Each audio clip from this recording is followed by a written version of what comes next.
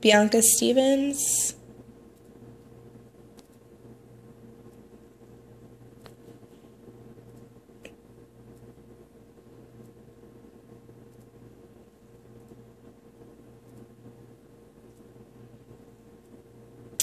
I'm going to tell you about how I became a teacher and what inspired me to become a teacher.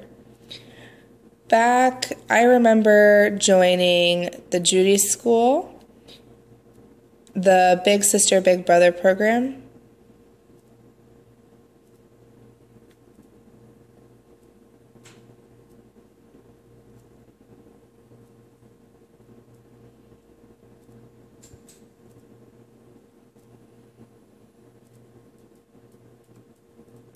We would go and see younger children, and we would be like a big brother or big sister to them, such as a role model. There was this one really cute black boy that I wanted to meet.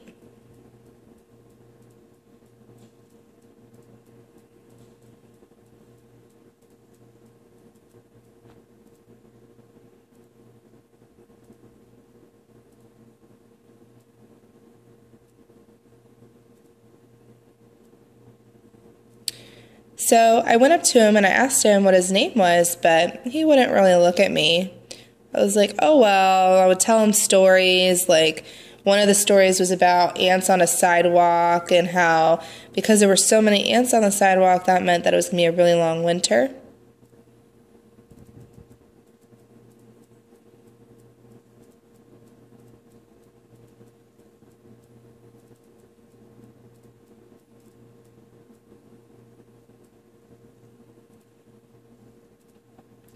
So he still wouldn't really look at me, but we would walk side by side, and I would tell him stories, lots and lots of stories as we would walk together. He would never walk away from me, he would stay near me.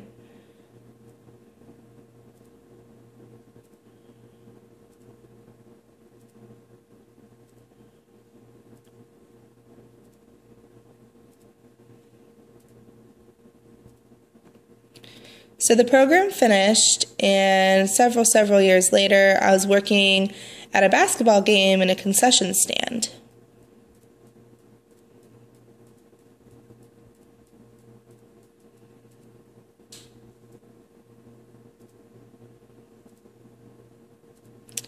I felt this tap on my shoulder by a much taller person, and I was like, huh?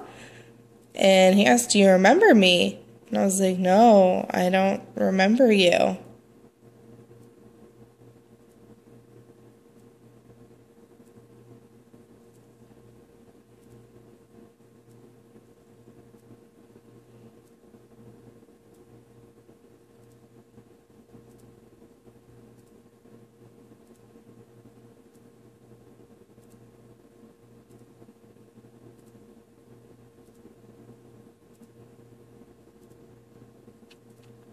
I asked for his name, and he was like, I remember you telling me all those stories.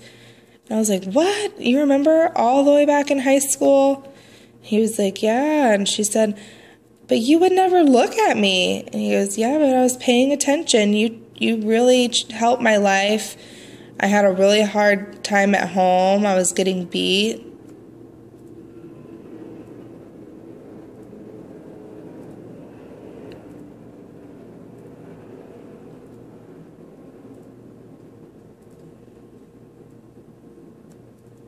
He said, I really enjoyed all those stories.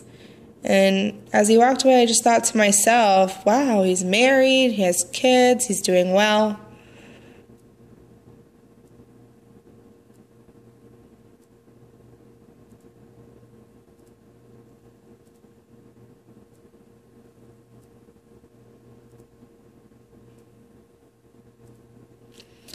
It's important for the teachers to know that even though children may seem like they're not really looking at you and paying attention, that they are listening, and to keep telling your stories. Because even if you can change one person's life, well, that's good enough.